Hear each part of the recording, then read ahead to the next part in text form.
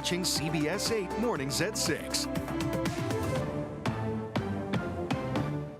Good morning, everyone. Hope you had a nice weekend. Here we are on a Monday. It's 6 a.m. Glad you're with us. I'm Eric Connard. And I'm Netta Irampour. Yeah, coming off of a muggy weekend. Oh, it felt was. like very sticky all around. Yeah.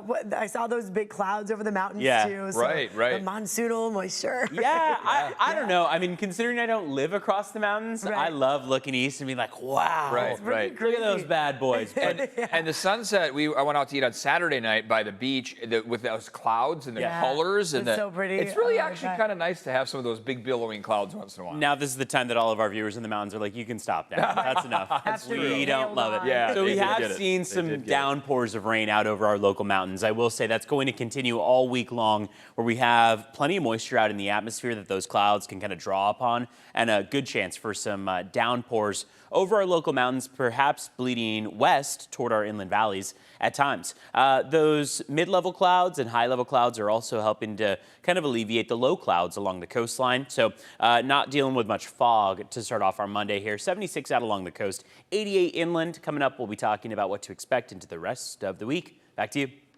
Okay, thank you very much, Evan, for that. And today is the first day of classes for students at San Diego State and at Cal State San Marcos. I remember those vibes. Back to class vibes. The weekend, too, how busy that Right. probably was, getting everything ready. Yeah, getting that dorm room squared away. San Diego State's enrollment, by the way, this semester expected to break a record. Let's check in with CBS 8's Chris Groh live at SDSU. Students getting ready to head back in there. Summer's over. Yeah, it's the call before the excitement. In fact, we saw a preview of it just this past weekend, of course. With Move In, you're getting to see everybody that's coming to live on campus, a lot of those being freshmen, and that's where that record-breaking number of enrollment lies. With that freshman class that is coming here, going to be starting their brand new academic year here, that college journey, if you will. Now, the previous record for the most amount of freshmen was last year, was a record that was broken, 6,538. Well, this year, there will be more than 6,600 first-year students here at New Aztecs at San Diego State, and they are very proud, very much so, of that record being broken. And they were chosen from 95,000 first-year applicants. Something else that they said was a record that was smashed, and they're all talking about these records because between this campus and the Imperial Valley campus, they expect to surpass that 40,000 mark that we've kind of had known as that as that enrollment number. And then when you factor in the global campus as well too, it goes beyond 43,000. So Aztecs are going to be celebrating, of course, the first day of school today with a host of records hanging over them. And then Cal State San Marcos also going to be celebrating their first day of school today as well. But what they really want to get the word out about is that there's a lot of changes coming to campus, especially in and around that area. So there could be some traffic. You could also expect some traffic here in the college area as people get used to kind of coming back to school. Of course, so we know we had summer school and so forth, but a lot more people starting that fall semester today at both campuses with the first day. So expect to see a lot more commuters and a lot more driving in the area as well, too. Eric and Netta. Yeah, certainly going to be busy in that area for sure from now on. Thanks for that, Chris. This morning, San Diego police investigating a crash in City Heights here that killed a pedestrian. This happened around 8:15 last night on Home Avenue in Fairmont. It appears a smaller car was somehow involved in this. This is all the information we have right now. We're working the story. We'll update you as soon as we learn new details. Also this morning, we're learning more about that fiery crash in Temecula. Happened on Saturday night, and 4 people were killed in this, including 2 teenagers. The California Highway Patrol saying a black BMW was driving recklessly on the northbound 15 near Winchester Road, went over the median, then hit a white Nissan in the southbound lanes. It burst into flames. The 25-year-old driver was taken to the hospital with major injuries after a Good Samaritan pulled him from the car. Meantime, the passengers in the BMW, a 23-year-old woman and a 14 and 15-year-old boy and girl, all from Moreno Valley, died. A 35-year-old man from Wildomar, who was driving the white Nissan, died on the way to the hospital. His 22-year-old passenger is in critical condition. CHP says they do not believe alcohol was a factor in this crash. Today, the man accused of stabbing a woman to death inside her home in National City set to face a judge for the first time. This happened last week on Division Street. Police say when the husband found his wife, another man was in the home, but then ran away once officers arrived. We're told officers chased the suspect, identified as Noel Trevino, to First Street and then arrested him there. Trevino is set to appear in court this afternoon. This morning, the search continues for 7-month-old Emmanuel Haro of San Bernardino County, who went missing last week. So here are the details so far. The infant's parents, Jake and Rebecca Haro, are under arrest. Yesterday, Jake Haro was seen on the side of the 60 freeway in Moreno Valley, where a search was underway. You see them searching there. Detectives say they were unable to rule out foul play in their investigation, and they found a number of inconsistencies in the mother's story. Initially, she said the baby was kidnapped after she was hit in the head. Jake Haro was previously pleaded guilty to willful child cruelty, and that was back in 2023. Both Jake and Rebecca Haro are due to appear in Riverside County Court this week. Right now, Kilmar Abrego Garcia is surrendering to immigration authorities in Baltimore. He's the Maryland father who was wrongfully deported to a notorious mega prison in El Salvador in March. He faces possible efforts by the Trump administration to be deported to Uganda. He just spoke at a rally ahead of his ICE mandatory check-in. Un milagro, gracias a Dios y gracias a toda la comunidad. This was a miracle. Thank you to God, and thank you to the community power. The El Salvador national was released from jail in Tennessee last week. Abrego Garcia declined a plea deal to be removed to Costa Rica. So we're continuing to follow that and his latest remarks as well. This morning, there are now more than 2,000 National Guard troops patrolling the nation's capital here, and some of them are now carrying weapons. It comes as President Donald Trump is facing growing criticism from local officials after he threatened to deploy the National Guard to other major U.S. cities. CBS's Bradley Blackburn now with the latest. Armed National Guard troops were spotted Sunday in Washington, D.C.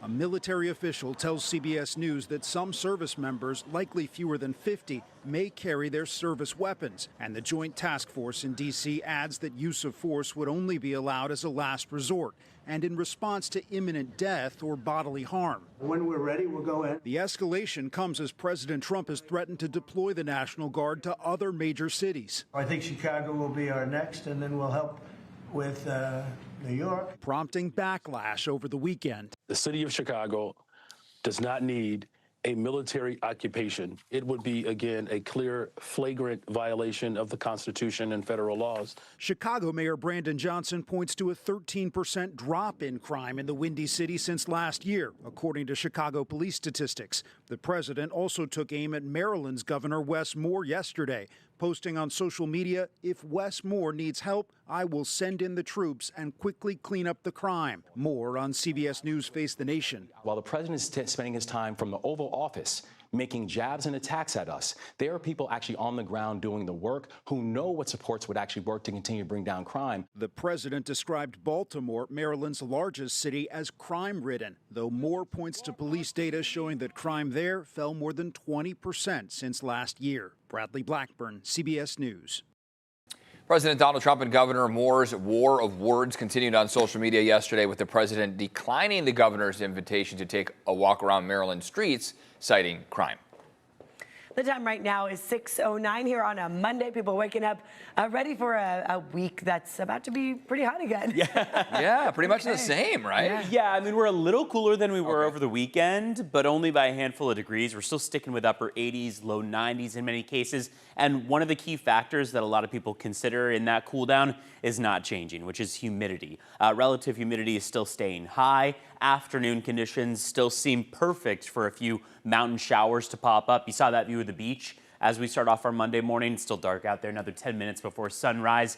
Even pre-sunrise, temperatures are not cooling down much. Upper 60s for the most part, 69 in Oceanside, San Diego, Chula Vista, 66 in Mira Mesa, and 65 in Ramona. We broke some records out there on Saturday. Take a look. Escondido made it to 110 on Saturday afternoon, breaking a record set back in 1956. Made it to 94 in Chula Vista. It's really rare that we see those records broken down in Chula Vista, but hey, 94 is quite hot for for that area, breaking that record by almost 10 degrees. 86 was that previous record for Saturday. Rain chances stay high across our local mountains today and tomorrow, starting to drop down more significantly by the middle of the week. Going into the end of it, that's the hopeful opportunity for a drop in humidity and maybe more dry heat to continue, because it does look like going into the upcoming weekend we will get even warmer. Take a look at the watches, warnings, and advisories out there. No heat-related alerts or really alerts at all for San Diego County. However, if you get out to Imperial County, stretching all the way into the state of Arizona, you got a flood watch because that monsoonal moisture is more significant out to the east of us. That potential for showers, for thunderstorms, maybe even those thunderstorms producing a little bit of hail in the mix. But for our local mountains, it'll likely stay on the lighter side. There's a heat advisory up to about the San Luis Obispo area, but that's going to expire as of 8 a.m. today. So we'll be keeping tabs on it. Like I said, a little bit of a cooler stretch today and tomorrow, and then getting slightly warmer as we get into the end of the week. Also, thanks to Vanessa Paz, who's checking in on traffic on our Monday. Hey, good morning, guys. 6:11 is the time as we take a look at what's happening. Unfortunately, we have a crash that we are tracking, and this is on the 5, so this may impact travel if you're headed, let's say, out of La Jolla, southbound or northbound towards the SeaWorld area, Bay Park, Bayho, however you like to describe it. And that's right at SeaWorld Drive. Not a lot of information. However, it is an active crash, and that may slow things down for you a little bit as you head out the door. This is a frozen shot of the 5 in both directions at 6th Avenue, but you get the idea. Pretty quiet out there as of last check. Meanwhile, this is a working shot on the 5 in both directions right at Genesee. We have the sun slowly starting to light up the freeways here. And this is that drive southbound as you exit the University City La Jolla area headed southbound. All right, things are plugged up right now on the Coronado Bridge. I did not see anything on the CAD. However, this is typically a 3-minute drive, so it looks like we're tackling on about 4 to 5 minutes for a full span in from downtown to Coronado, indicated in the red color there. 10 to 15 minutes right now if you're headed northbound in from the 805 or the 5 this morning. Switching gears, about 5 to 7 minutes right now. All is well coming out of the East County, and that's both on the 94, the 8, as well as the 52. And finally, here's a look in from Encinitas. Average speeds about 70 miles per hour. It'll take you about 30 minutes to get southbound in from Encinitas down to the top of the Golden Triangle. Escondido southbound to the 163 merge, about 11 minutes. Average speeds about 68. All right, 6:12 is the time. Let's take a look at your border wait times. Not too shabby if you ask me. This is shabby. 115 minutes right there. It's actually a long time. It's over, what, 2 hours or so? Otay Mesa's port of entry inbound, about an hour and a half at last check.